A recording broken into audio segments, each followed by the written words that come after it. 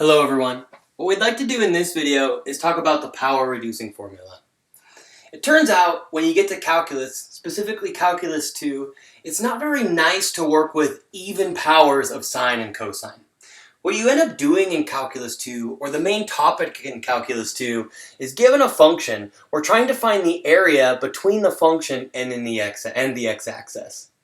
To be able to do that, you have to find these things that are called antiderivatives, and trying to find antiderivatives of even powers of sine and cosine is really hard to do.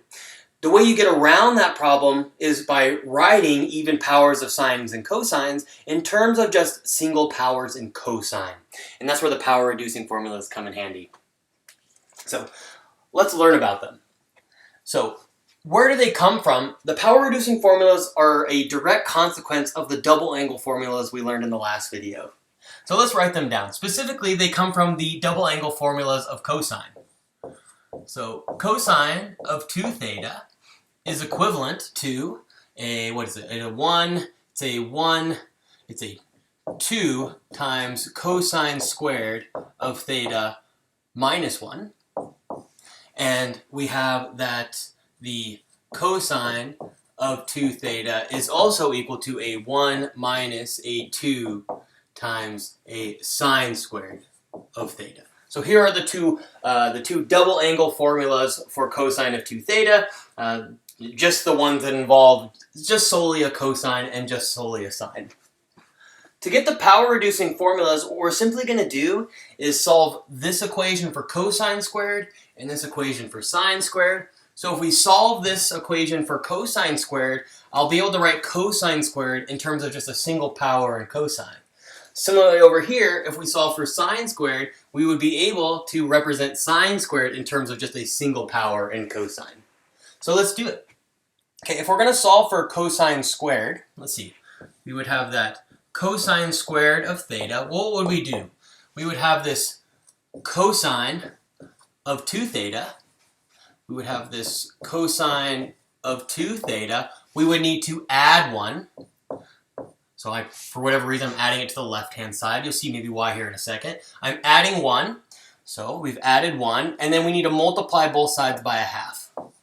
Okay. So we're able to express a even power in cosine, or specifically cosine squared, in terms of just a single power in cosine. Similarly, we could also do that for sine squared. So if we solve for sine squared here, let's see, what could we do? Well, let's add sine squared to the left-hand side and then subtract cosine squared. So we would have a 1 minus a cosine of 2 theta, but we still have the 2 sine squared, so we're going to multiply both sides by a half. I kind of just talked through that algebra, but make sure to sit down and maybe work through it if you were able to follow that. But all I did is I solved this equation for cosine squared, and I solved this one for sine squared. So the main reason when I was solving this one that I did the 1 plus is it just makes these formulas look a little bit more similar. They both have the same format, just one has a plus and one has a minus. Again, I remember the personalities of sine and cosine. Cosine freaking loves itself. Plus, plus, plus. Cosine remembers a little bit of a shy function. It's a little bit of a shy function. It says, oh, cosine, we're friends, but I'm a little bit shy. So that's why there's the minus sign there. Okay. So let's go ahead and use these to reduce, maybe how about a cosine to the 4th power?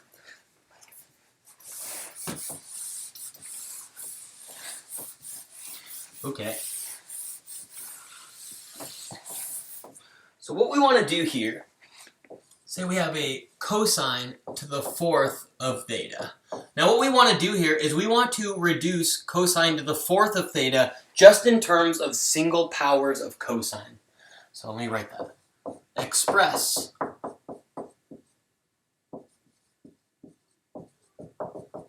with only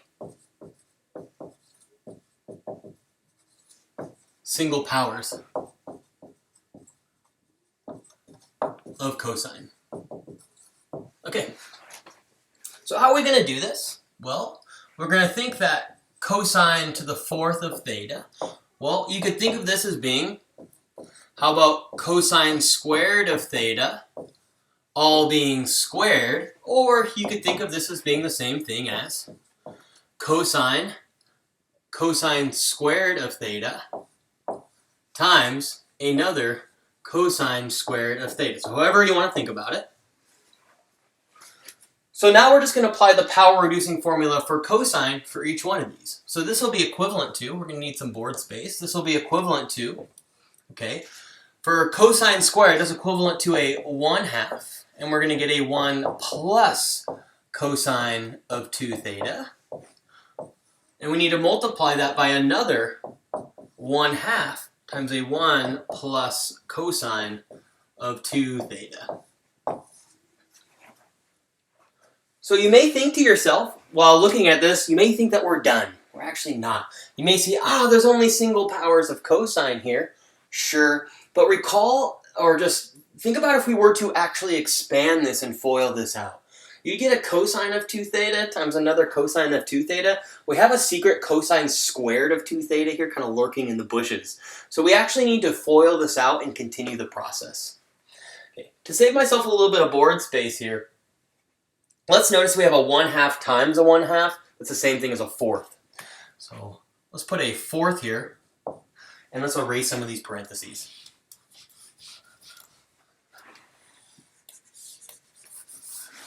Okay.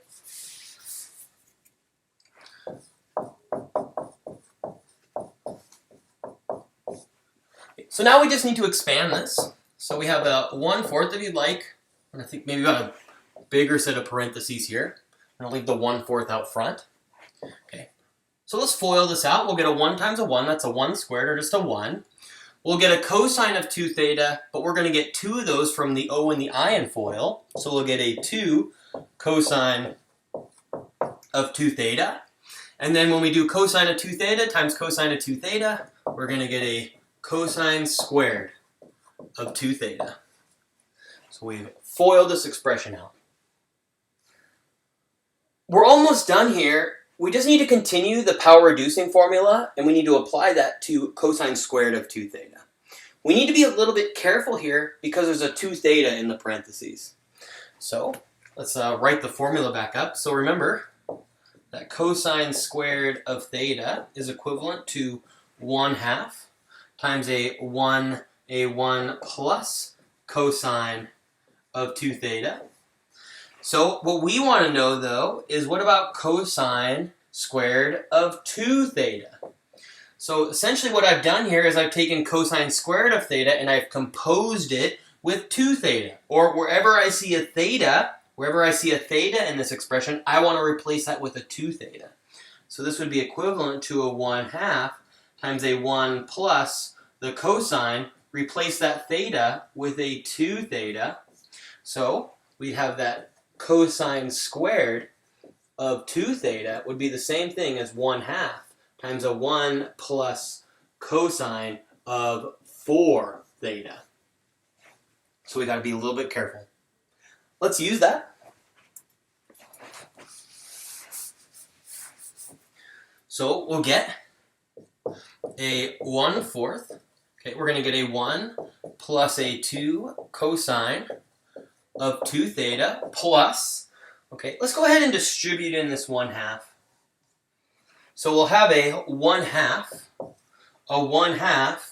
plus a 1/2 cosine of 4 theta when I make the replacement. And now it's just a little bit of cleaning up and we're done. Okay, so let's see what we have here. So it looks like we have a 1/4. Well, look, what do we have here? We have 1 plus a half. That's a 1 1/2. That's the same thing as 3 halves.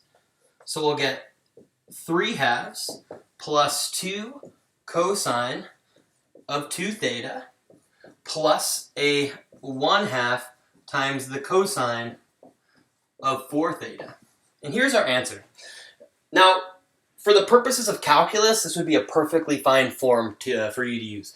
The book might have you want to distribute this 1/4 in, which you could do, holding 2 black markers. So if you want, you could distribute into 1/4 to get that this is the same thing as 3/8 plus 2 divided by 4 is 1/2. Cosine of 2 theta plus a 1/2 times a 4th, that's a 1/8, times the cosine of 4 theta. So this could this is what the book might present as the answer in the back.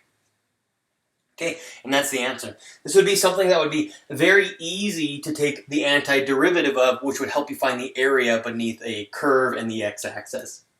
Okay, let's do one more example of using the power reducing formulas. I'd like you to write this expression in terms of only single powers of cosine. Go ahead and pause the video and give it a shot.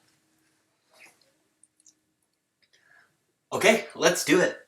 There's actually 2 ways you could do this problem. One of them's real straightforward, and the second one's pretty cute. So let's do the straightforward one first. Well, we could use the power reducing formula for cosine and sine. So let's write those up. So this will be a 1/2 times a 1 plus cosine of 2 theta times a 1/2 times a 1 minus cosine of 2 theta. Okay, just remember that these formulas are very similar. It's just the one for cosine has a plus and the one for sine has a minus. Okay, so putting this together, we'll have a 1/2 times a 1/2. That'll give us a 1/4. A 1/4 times a 1 plus cosine of 2 theta times a 1 minus cosine of 2 theta. Maybe I'll go ahead and put parentheses right here. Just remember that 1/4 is out front. I need to expand this, and I want to forget to distribute in that 1/4. Okay, so we'll have a 1/4. When these multiply out, since they're conjugates, plus and a minus, the O and the I in FOIL will cancel each other out. So we'll just be left with what, a 1 minus cosine squared of 2 theta. Okay. Now we just need to apply the power reducing formula for cosine. So we'll get a 1/4, and we'll have a 1 minus, don't forget the parentheses. We'll have a, let's do a square parenthesis, a 1/2 times a 1 plus, so since it's 2 theta, and the power reducing formula will be a 4 theta. So we'll have a cosine of a 4 theta. Okay, let's see what we need to do now. Well, I guess this set of parentheses right here, this inner square bracket, really isn't doing anything for us. I can get rid of that. Again, sometimes I just get paranoid with parentheses. Those aren't needed. Okay, and I'm going to think about this as how about plus the opposite, and I'm going to go ahead and distribute in this negative 1/2 into the parentheses. So we'll be left with a 1/4. We'll have a 1. We'll get a minus a 1/2, and we'll get a minus a 1/2 times the cosine of 4 theta. Okay, we're almost finished. It's just, combine some like terms. So we have a 4th, okay, we have a 1 minus a 1/2. 1 take away a 1/2 is a 1/2. So we'll have a 4th. 1 take away a 1/2 is a 1/2. Minus, we'll have 1/2. And we'll get a cosine of 4 theta. Okay.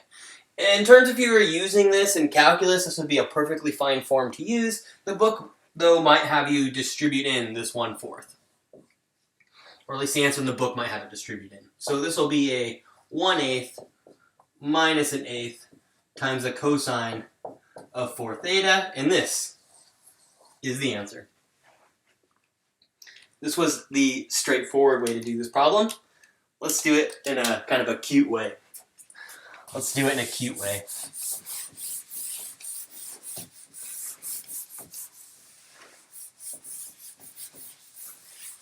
Okay. So another way to think about what we have written here is you could also write this as how about a cosine of x times sine of x, but this is all being raised to the power of 2. These two expressions here are equivalent. Now when I see a cosine times a sine being multiplied next to one another, a good thing to remember is the double angle formula for sine. Recall that sine of 2 theta is equal to a 2 times the sine of theta times the cosine of theta. So sine of theta times cosine of theta, so sine of theta times cosine of theta is equivalent to, multiply both sides by a half, so this would be 1/2 times the sine of 2 theta. And we can make that replacement. This is where it gets, this is the cute part. 1/2 times the sine of 2 theta. So this is just honestly just going to save us some foiling. So when we square this, we'll actually get a fourth. A half times a half is a fourth. And then we'll have a sine squared of 2 theta. Now we'll just do the power reducing formula for sine. So we'll have a 1/4. And we'll have a, it'll be a 1/2. And we'll have a 1 minus a cosine of 2 theta. Okay. Now I can take the 1/2, or the 1/4 times the 1/2. We get an 1/8 times a 1 minus cosine of 2 theta. Distribute in that 1/8. We get a 1/8 minus a 1/8 times the cosine. Oh, I made a mistake. Don't make this mistake. There's a 2 theta here. I should have a 4 theta here. Be careful. Be careful. Sometimes, be careful. 4 theta. Okay. And here's the answer. Same answer when we did it the other way. Just a little bit cuter. Okay. I hope you enjoyed this video. In the next video, we're going to be talking about the half angle formulas. We'll see you there. Take care.